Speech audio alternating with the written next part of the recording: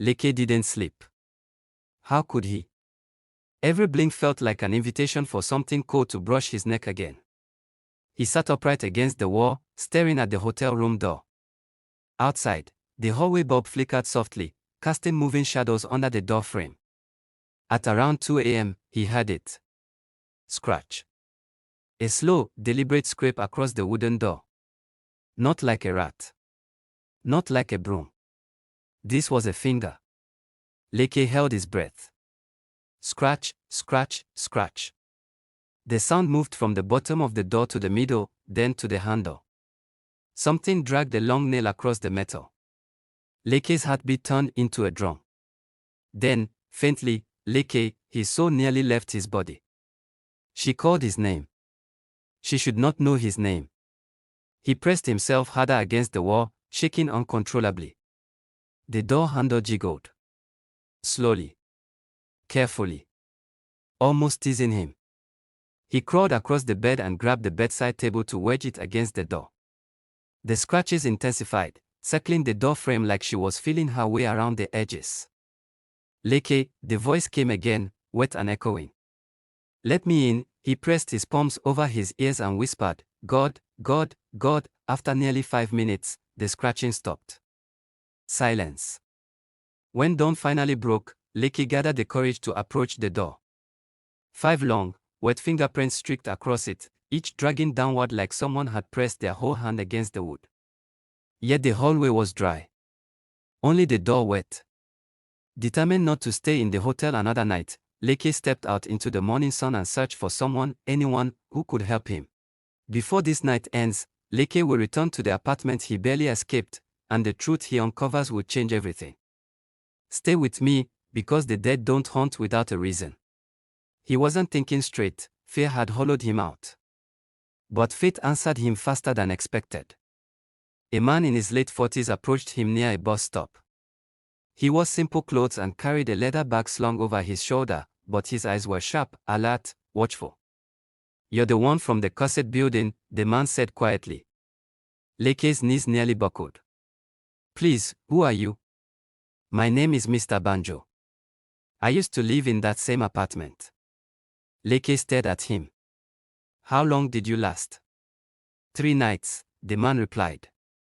You? Same. Banjo nodded knowingly. She follows anyone who stays long enough. You've crossed her threshold. Threshold. The man leaned closer. Halima, a Fulani woman, born and bred in Lagos, was murdered in the most brutal manner. She isn't just haunting the apartment. She is bound to it, and to the trauma inside it. Anyone who enters becomes part of her memory. Leke felt sick. So how do I get free? Banjo exhaled slowly. You need to know what she wants. Spirits like her don't torment for fun, they torment for justice. Justice for what? Leke whispered. Banjo looked him straight in the eye. For how she died. For how she died. Leke gasped, head bent. Confused. The man opened his bag and pulled out a small calabash, tied with red string. If you want to survive, you must help her finish what was started. Leke swallowed hard. What does that mean? Banjo's voice turned grim. It means Halima was murdered. And her killer is still alive. Are you ready to fight for her? Banjo asked. Banjo led Leke to a quiet corner under a tree near a mechanic workshop. The air smelled of oil, dust, and burning rubber. It felt real, safer than the cold emptiness that haunted him indoors. What do you mean her killer is still alive? Leke asked, gripping his knees. Banjo knelt and drew a symbol in the sand. Halima didn't just die. She was silenced. Someone came into that apartment and took her life in a way no human should die. Leke's skin prickled. How do you know all this? I saw her, Banjo whispered. Just like you're seeing her now. And she showed me pieces of what happened. Spirits trapped by violence repeat their last moments over and over. They don't allow anyone to live until the truth is uncovered. Leke's throat tightened. So she wants revenge. Not revenge. Banjo shook his head. Recognition. Rest. Justice. If her killer is exposed, her spirit will break free. And if not?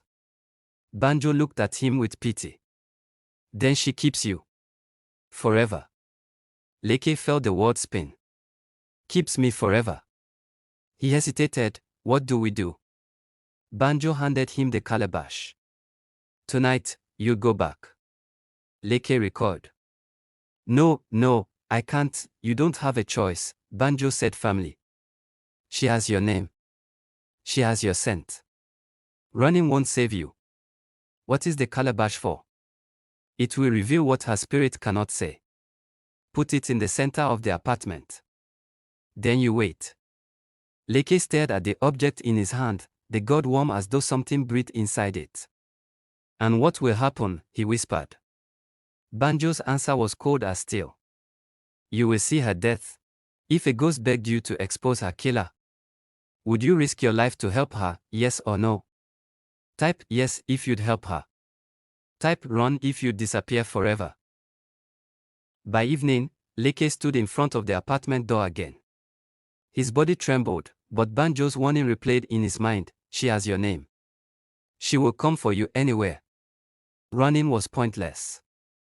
He unlocked the door. It creaked as though resisting him. The moment he stepped in, the temperature plunged. The air pressed against his chest like a cold hand. The apartment was darker than usual, unnatural darkness, thick and heavy, swallowing the corners of the room. The curtains fluttered despite the closed windows. Leke placed the calabash on the floor. Instantly, the air shifted. A low hum rippled through the apartment, vibrating the walls. The shadow in the hallway thickened, stretching like a living thing. The lights flickered violently, then went out entirely. Leke stood frozen. Then he heard it, water dripping. A soft splash. And slow, dragging footsteps emerging from the bedroom. The calabash began to glow faintly, leaking thin threads of white mist that curled upward like smoke. The mist expanded, swirling around Leke, then around the room, then forming shapes. A bathtub. A woman. Hands gripping her shoulders. Her mouth opened in a silent scream. Halima. The vision flickered, then snapped out like a blown candle. Leke gasped for air. The apartment was silent. And then, directly behind him, look. He spun. Halima stood inches away, water dripping down her face, her eyes hollow, pleading. For the first time, she didn't attack. She wanted him to witness the truth. The apartment dissolved around him. Suddenly Leke was standing in Halima's room, not the haunted one, but the living one, the version that existed the night she died. The air was warm, filled with the smell of sewing machines, perfume, and fresh Ankara fabrics neatly folded on her table. Halima was alive. She hummed softly while ironing a dress. Her smile was gentle, nothing like the tormented creature haunting him now. Then the door burst open. A man stormed in, face twisted in anger. Tall, muscular, wearing a mechanic's uniform still smeared with grease. Deji, she whispered fearfully. You said you wouldn't come again. Leke's blood froze. Deji, the landlord. Deji grabbed her wrist violently. You think you can just leave me? After everything? Halima struggled. Let me go. I don't want you here anymore. Deji shoved her onto the bed. She screamed. He clamped a hand over her mouth. Leke tried to move, but he was a ghost inside the memory, forced to watch, powerless. Deji dragged her into the bathroom. Halima kicked, scratched, fought, tears streaming down her face. Deji filled the bathtub with water. No, please, she sobbed. But he forced her head under. Halima thrashed desperately, bubbles erupting from her mouth. Her nails scraped against the tub. She reached upward, fingers trembling, and then her body went still. Deji lifted her lifeless form and dumped her onto the cold tile. He unplugged the drain. Water swirled away, leaving her body dry. Her eyes remained open. The vision cracked apart. Leke collapsed onto the apartment floor, sobbing. Halima hadn't killed herself. She had been murdered. And the murderer lived right upstairs. Halima's spirit stood before him again, no longer angry, but grieving. Her eyes glistened with a deep sadness that pierced Leke's heart more than any supernatural fear ever had. She lifted a trembling hand and pointed toward the ceiling. Deji. Her voice was faint, layered with echoes. Bring him into the light. Leke wiped his face. You want me to expose him? Halima nodded slowly. Why me? He whispered. The room trembled. Her form flickered. A whisper brushed his ear, you stayed. Leke understood. Others had run. Others had ignored her. But he had returned, not by choice, but by courage born of desperation. She trusted him. The lights flickered overhead. Halima's figure began to dissolve, her body turning into soft drifting mist. Before she vanished, she whispered one more thing, do not fear me, fear him. Then she was gone. Only the calabash remained, humming softly. Footsteps echoed outside the apartment door. Heavy. Human. Leke froze. The door handle twisted. The door creaked open. Deji stepped in, his round belly silhouetted in the dim hallway light. He held a torchlight and a bunch of keys jingling nervously. Leke, he said cautiously. Why is the light off? People said they heard shouting. Leke rose slowly, heart thundering. You killed her. Deji's face hardened instantly. His forced concern dropped like a mask. What nonsense are you talking about? I saw it. Leke took a step closer. I saw everything. Deji's eyes narrowed to cold slits. You've been in that apartment too long. It drives people mad. You need rest. Leke pointed to the bathroom. You drowned her. Deji's jaw twitched. Be careful with your words. She won't leave, Leke hissed. Not until people know what you did. Deji moved closer, looming over him. Listen, boy. What happened in that apartment is none of your concern. If you know what's good for you, pack your things and leave. Forget everything. Leke felt the temperature drop sharply. Halima was listening. The shadows behind Deji stretched unnaturally. Water dripped from the ceiling even though there were no pipes above the living room. Deji shivered and glanced around. You brought her back, he whispered. A long, cold breath filled the apartment. Deji's bravado cracked. You don't know what you're dealing with, he hissed. Leke stepped forward. No. You don't. The apartment shook violently. The bulbs exploded one by one. A gush of icy wind rushed through the room, slamming the door shut behind Deji. Pause for a second. Do you think Deji deserves forgiveness? Or what's coming next? He spun around, panic twisting his face. Halima, he whispered. Halima, please, don't. The shadows thickened. Water poured across the floor. Footsteps, light, wet, unmistakably hers, echoed from the hallway. Deji backed away. Leke watched, frozen. Halima appeared. Her face was no longer blurred. It was the same face from the night of her death, wide eyes, dripping hair, trembling lips. But now, her expression wasn't anger. It was judgment. Deji stumbled. It wasn't my fault. You provoked me. You were going to expose me.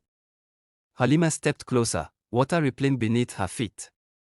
Deji tripped over the edge of the rug and fell on his back, scrambling away like a trapped rat. Stay back, he screamed. Please, stay back. But Halima did not stop. Her voice echoed from everywhere and nowhere. I begged you. I cried. You did not stop. Deji covered his face, sobbing hysterically. I'm sorry. I'm sorry. The air cracked like thunder.